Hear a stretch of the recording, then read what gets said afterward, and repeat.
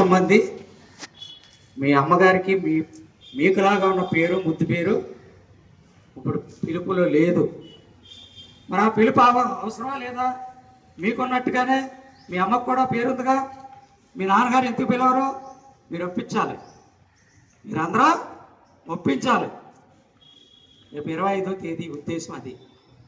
అంటే నాన్న నన్ను పేరు పెట్టి పిలుస్తావు, అన్నయ్యని పిలుస్తావు, చెల్లిని పిలుస్తావు, అక్కను పిలుస్తావు, ముద్దు పేరుతో పిలుస్తావు. అమ్మను మాత్రం పేరు కాకుండా హే ఓయ్ ఒసేయ్ ఏమయ్యా అంటావేంటి? అమ్మ కూడా వాళ్ళ అమ్మ పెట్టిన పేరు ఉందిగా అనేటువంటిది కావాలి. లేకపోతే మీకు కూడా ఏ పెళ్ళిళ్ళు అయితే మీ పేరు కూడా పోతాయి. మీ అమ్మ పేరు పునరుద్ధరిస్తే మీ పేరు కూడా కాపాడబడుతుంది. ఇదొక అవసరం. రేపు 25వ తేదీ. రెండవది 25వ తేదీ ఇంకో ప్రాధాన్యత ఉంది. మీరందరూ ఇండియా ఈజ్ మై కంట్రీ అని ప్రతిజ్ఞ చేశారు కదా. ఎవరు రాశారు అది? పైడిమర్రి వెంకట సుబ్బారావు గారు అని రాశారు. ఆయన మన తెలుగువాడు. 1963లో దాన్ని అమల్లో పెట్టారు. 62లో రాశాడు. అంటే 60 సంవత్సరాల క్రితం నుంచి తెలుగు, హిందీ, ఇంగ్లీష్ ఏ భాష అయినా దేశంలో అన్ని భాషల్లోనూ పిల్లలందరూ చెప్పుకునే ప్రతిజ్ఞ. దాని గొప్పతనాన్ని కూడా 25వ తేదీ తెలుసుకోవాలి. టీచర్స్ ఆ విషయాన్ని, దాంట్లో ఉన్న ప్రతి పదం, ప్రతి వాక్యం చాలా విలువైంది, పిల్లలకి అర్థం కావాలనుకోరు. 26వ తేదీ భారత రాజ్యాంగం ఆమోదించిన రోజు. 75 సంవత్సరాలైంది. ఆ రాజ్యాంగంలో ఉన్నటువంటి విషయాలు, దాంట్లో పిల్లలందరి చేత ప్రియాంబుల్ ఉంది. వి ది పీపుల్ ఆఫ్ ఇండియా అంటే భారతదేశ ప్రవేశిక, రాజ్యాంగ ప్రవేశిక. పిల్లలందరితోనూ ప్రతిజ్ఞలో భాగంగా అది కూడా చేయించాలని కోరుతున్నాం.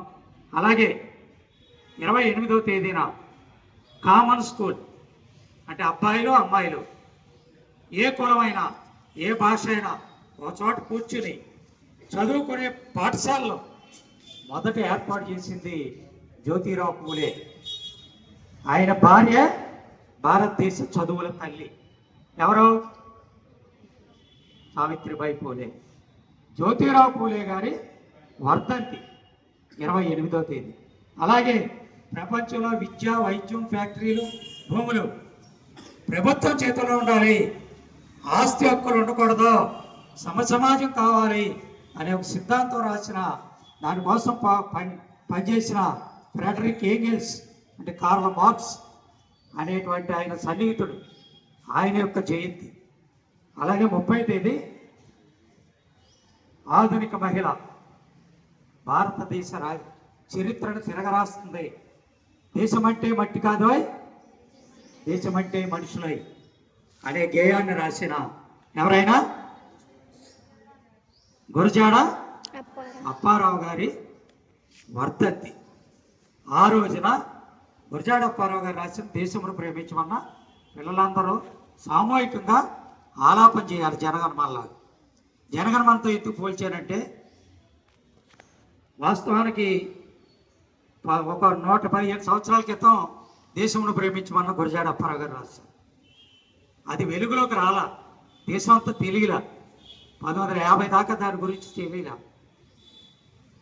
అది ముందే తెలుసుంటే, మన తెలుగు వాళ్ళందరూ దాన్ని హైలైట్ చేస్తుంటే జనగణమన స్థానంలో దేశంలో ప్రేమించమన్నా ఉండాలి. ఎందుకంటే దేశమును ప్రేమించమన్నా చాలా గొప్ప గేయం.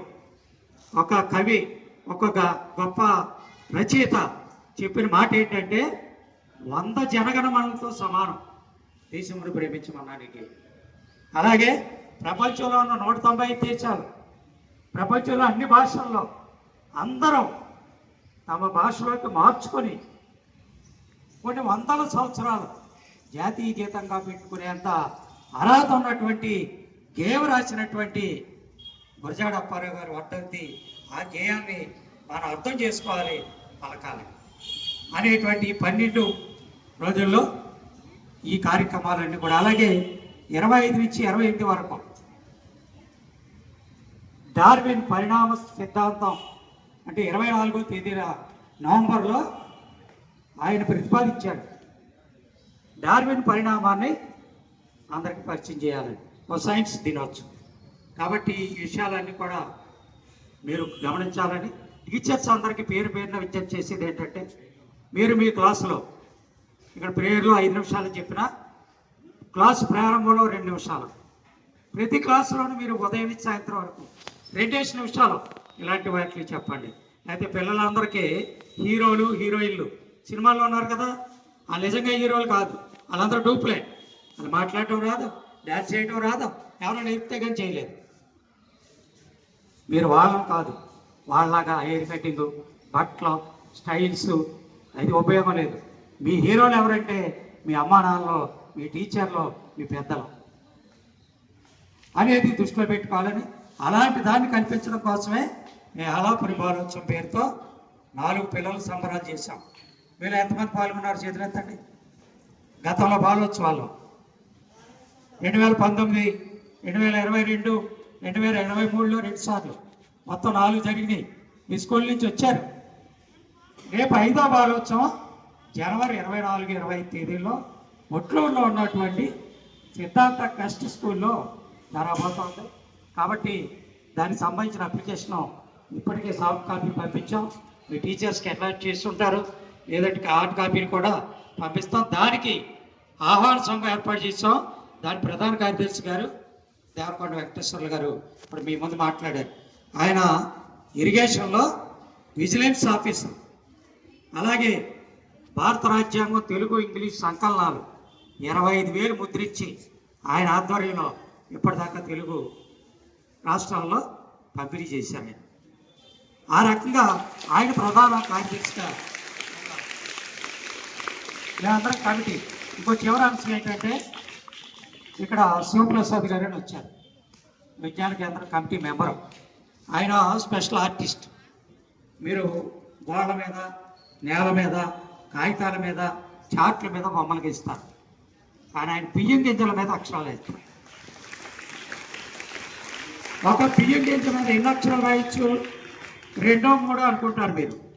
ఆయన 108 అక్షరాలు రాశారు. ఇవి 108. మరి ఆయన నేర్చుకుని దాన్ని ఉపాధికి ఉపయోగించుకుంటున్నారు. చెక్కల మీద పేర్లు రాస్తారు. ఇప్పుడు మేము కోరాం పిల్లలకు కూడా నేర్పండి. మీకు నేర్పడానికి ఆయన ముందుకు వచ్చారు. మీరు ఉపయోగించుకోవాలని ఆయన కూడా 2 మాటలు చెప్తారు. మరి ఈ సందర్భంగా మేము బాలోత్సవం 4వ పిల్లల సంబరాలు సంబంధించిన ఒక సావనీరు, స్కూల్ లైబ్రరీకి, స్టాఫ్కి 2 బుక్స్ ఆహ్వాన సంఘం ప్రధాన కార్యదర్శి వెంకటేశ్వర్లు గారి చేతుల మీదుగా ఇవ్వడం జరుగుతుంది. మరి మిమ్మల్ని అందరూ ఎండలో ఎత్తి కూర్చోబెట్టామంటే, ఎండలో కూర్చోవడం సైన్స్. మీరందరూ గ్లూకోజ్ వాడతారు కదా, గ్లూకోన్ టీ అని ఉంటుంది. అంటే ఎండలో ఆరబెట్టిన పంచదార అది. గ్లూకోన్ టీ అంటే డి విటమిన్ సూర్యుడి ద్వారా ఉదయం సాయంత్రం మన బాడీలోకి వస్తుంది. మన ఎండలో ఉంటే మన బాడీలో డి విటమిన్ పెరుగుతుంది. గ్లూకోజ్ తాగితే పెరగదు. కూల్ డ్రింక్ తాగితే ఆరోగ్యం బాగుండదు. వేరుశనగ ఉండవు, నువ్వు ఉండవు, కొబ్బరి ఉండవు, తింటే ఆరోగ్యం పెరుగుద్ది. జ్యూస్ తాగితే ఆరోగ్యం పెరుగుతుంది తప్ప కూల్ డ్రింక్ తాగొద్దు అనేది కూడా సైన్స్ చెప్తున్న విషయం. మరి ఈ విషయాల్ని మీ దృష్టిలో పెట్టేదానికి మీరు అవకాశం ఇచ్చారు, టీచర్స్ అవకాశం ఇచ్చారు. అందరికీ ధన్యవాదాలు.